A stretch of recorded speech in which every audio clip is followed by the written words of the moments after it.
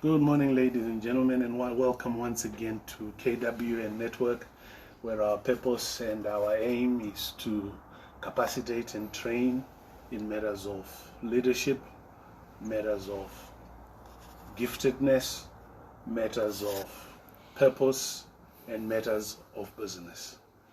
Thank you for joining me this morning. Every Tuesday, 9 o'clock, we are here. Every Saturday, 10 o'clock, we are here. We are currently doing a series out of our book, The 100 Explosive Business Principles. The first of the principles we were talking about was principles around planning. Today we are shifting, we are moving on to principles of time. Time, T-I-M-E. That's very, very important. So we're going to start that particular series today.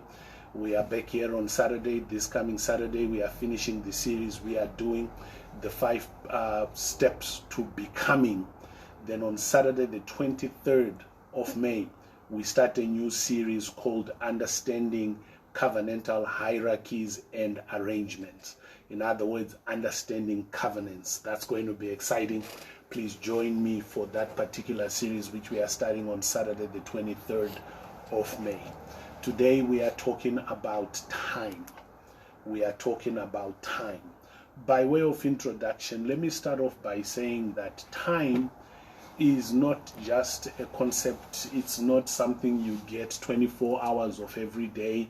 Time is not something you do or something you waste, something you while up, especially when you are young and you supposedly have nothing better to do, so you just hang. Time is actually a covenant. And so time is much more important than we ordinarily would like to make it be, particularly when we are bored or we've got nothing better to do or something like that. Sometimes we waste so much time. Generations are in time. Life is lived in time. The point is, humanity, man, is confined to the space-time continuum. In other words, man lives in time. He cannot live outside of time, number one. Number two, man lives within space. His location specific. In other words, man can't be everywhere at the same time. Only God can. Even the devil, Lucifer himself, is location specific. Sometimes we think that this devil is so great, he can be everywhere chasing everybody. He can't. He is a being with a specific body, whatever type of body it is, of an angelic nature. He is location specific. Only God is not location specific. He's everywhere at the same time. He's omnipotent, as we call it, because he is spirit. He's everywhere at the same time. Man is confined to the realm of time, and a specific amount of time is cut out for man. It is written, Adam, for example, lives for hundreds of years, as did some of the patriarchs. You read, this one lived 890 years old, this one lived that. I like particularly Enoch, the way it's written that Enoch lived, I think if I remember how it's put correctly, that Enoch lived for 65 years, then he walked with God. In other words, Enoch is such an interesting character. He lived, then he walked. 65 years, then 300 years. So man is confined to a specific or specified amount of time. We read in scripture that's 120 years, though King David spoke about men being given 70, which is 70 years. I prefer the 120 myself, but we are confined to time. In other words, ladies and gentlemen, you don't have time to waste. I don't know what you do, who you are, why you do what you do, but you do not have time to waste. Time is one of the most precious things that we are given, because we are given one life, which is lived in a specific time. The Bible puts it this way in Hebrews 9, verse number 27. It is appointed to men to die once, and thereafter judgment. In other words, you live, you die, then there is judgment. So all those people who talk about reincarnation and all that, that's rubbish, that's nonsense. You live once, you die once, then there is judgment. It doesn't say you live once, you die, then you come back in a better form or in another form. Nonsense, total rubbish. You live once, you die, then judgment. So you don't have time to waste. There are no other incarnations or reincarnations you can take. You only have a specified amount of time cut out for you to fulfill whatever purpose God has for your life. If you miss that time, well, you have missed it. So we are going to be talking about several aspects under the covenant of time, principles that operate time and how time works, particularly from the perspective of business or ministry or even life, a sportsman, a sportswoman. How does time work? The Bible teaches on the principle now. So we talked about time as a covenant. Then there are principles under the covenant of time. That's what we are going to dwell on over the coming few weeks, maybe 3 or so, including this one, talking about principles around time. Number one principle is that there is a proper time for everything. The Bible says in Ecclesiastes 8 verse number 6, there is a proper time and procedure for every matter. In other words, there is a time that should be set for doing things.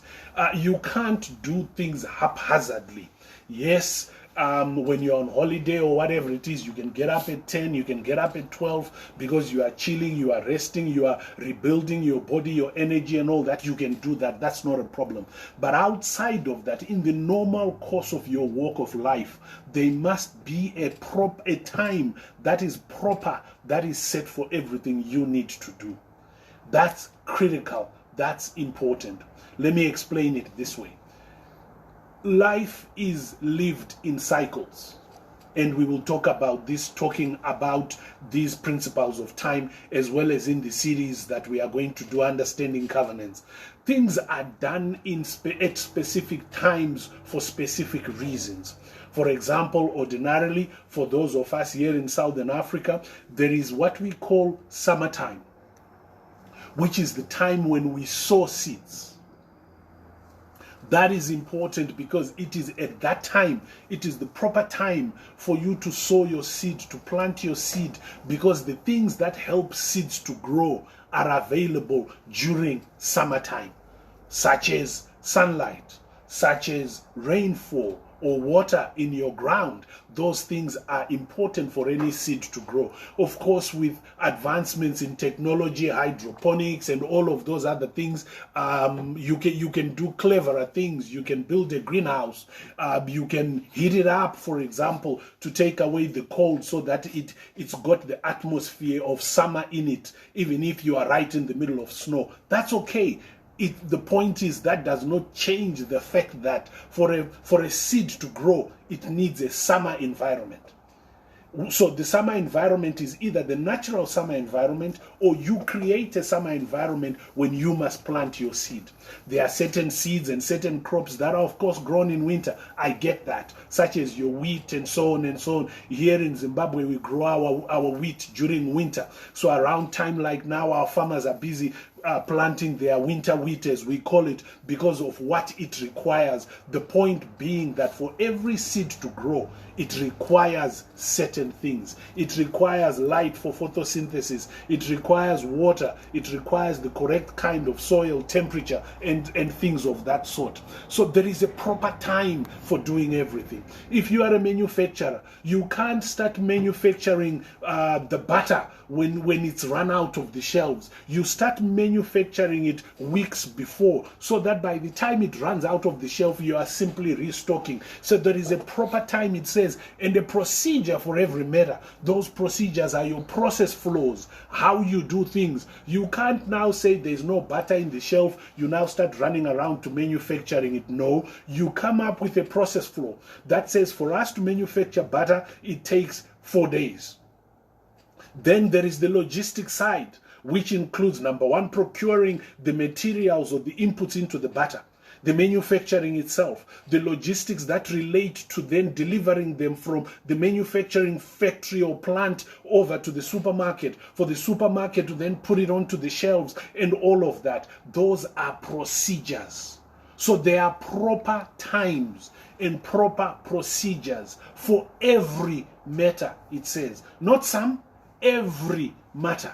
So when you do things haphazardly, you are only inviting trouble. Church must be done properly. There has to be a proper way of doing church, which is called protocol. Bishop was talking just this last Sunday, our online service, powerful message about protocols. There are protocols, procedures, systems of how you do things and do them properly. Ecclesiastes 3 verse 1 teaches that there is a season and a time set for every purpose under heaven.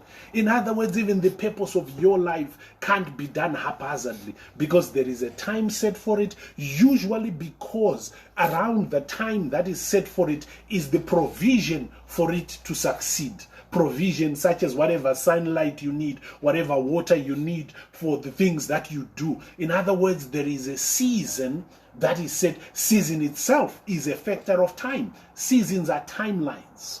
That's how important time is. Everything mankind does, sleeping, waking up, walking, eating, it's all confined to the realm of time. Whether it is a millisecond, a second, a minute, an hour, a day, a month, a season, a year, a decade, a millennium, it is all confined within time. In business, ministry, even politics, it's critical that you get your timing right. Missing your time can cost you dramatically. Because sometimes an exact moment is important. The exact moment to buy a stock before it shoots up in price, an exact moment to sell a stock before it loses value, all that is within the time continuum. There are certain things whose time you cannot miss.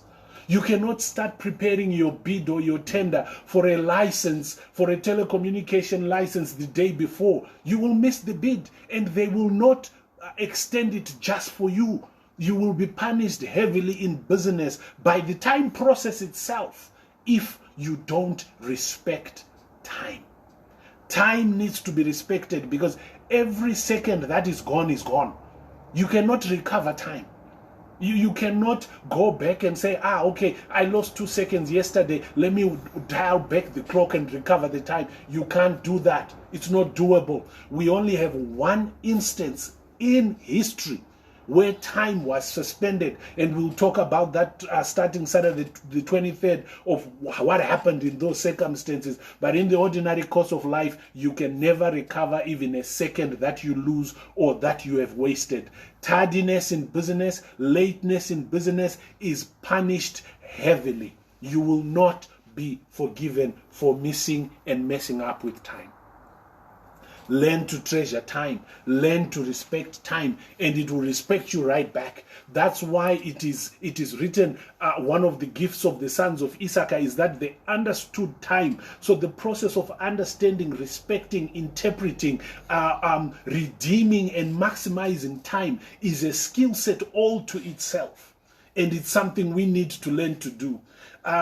Ladies and gentlemen, there is no excuse whatsoever for opening your shop at 10 minutes past 8 if the opening time is 8, or closing it at 10 minutes to 5 when the closing time is 5. You know why? Because I will come to your shop at 5 minutes to 5. I'm allowed to do that because you told me, you advertised, you close at 5. If you close at 5 minutes to 5, you've closed too early, you've messed up with time. I'm going to arrive to buy what I need and miss it because you've closed too early. That's the extent to which we need to honor and respect time. 10 o'clock is 10 o'clock. That's why even this broadcast, if it is 9 o'clock, it is 9 o'clock. I was so unhappy with my team last week because we put out an advert that swapped the times, which said this broadcast on Tuesday is supposed to be at 10 instead of 9, and the Saturday broadcast, the advert said was supposed to be at 9 instead of 10. That breaks fundamentals of who I am, because I respect time. I say to my team, especially to my PAs, that I am never late. So it's their job and my job to get me wherever I need to go on time. That's how much we respect time. If the church service is supposed to start at 10, start at 10. It doesn't matter who's not there and how important they are. If the pianist is not there at 10 o'clock when the service starts, start anyway. Go a cappella. Respect time and respect those who've shown up on time. Don't dishonor them by starting late to accommodate those who don't honor time. It's so easy to endorse dishonor by doing things late because one person is late or this or that, and that is just wrong. Honor time, and believe me, time will honor you right back, so to speak. How or why? Because the principles by which time operates will honor you. What do I mean? If you sow a seed, the seed honors you by giving you a harvest. If you honor time, time honors you by giving you the fruits of time, which is what we are going to be talking about in this series on this part of 100 explosive business principles, as well as in the covenant teachings that we are going to do starting on the 23rd. So if you honor time, it gives back to you, it honors you back. Simple rules. Next week we'll be talking about seed time and harvest. If you sow the right things with respect to time, you will harvest correctly with respect to time. That's how you redeem time, by doing the right things where time is concerned. If you don't do the right things, guess what? You will never have enough hours in a day. 24 hours is actually enough if we do the right things. If we are, for example, in terms of time, if you're delegating what should be delegated, you are redeeming your time to be able to do what you need to do. But if you are one of those, you want to do everything yourself, well, there'll never be enough hours in your particular day. Ladies and gentlemen, the one critical thing that God gave all of us equally is time. The pauper, the guy living on the street, to the multi-billionaire, trillionaires, they all have 24 hours in a day. Yes, there are things that distinguish them and make a difference in their lives, but they all have the same 24 hours. God did not give the wealthy man more time than the poorer man. No, we all have the same 24 hours. The question is, what are you doing with your 24 hours? Are you optimizing them? Are you wasting them? Are you wasting them, or you're redeeming time? It's a choice that we all have as we build our lives cleverly and wisely to optimize our time and our hours. It's up to all of us how we optimize time. We will stop there for today. I hope you enjoyed that. I pray you enjoyed that. Please don't forget, Tuesday, like today, 9 o'clock, every Saturday, 10 o'clock. And on Saturday the 23rd, we are starting the series, Understanding Covenants. Remember that wisdom is the principal thing. See you on Saturday and next Tuesday. God bless you.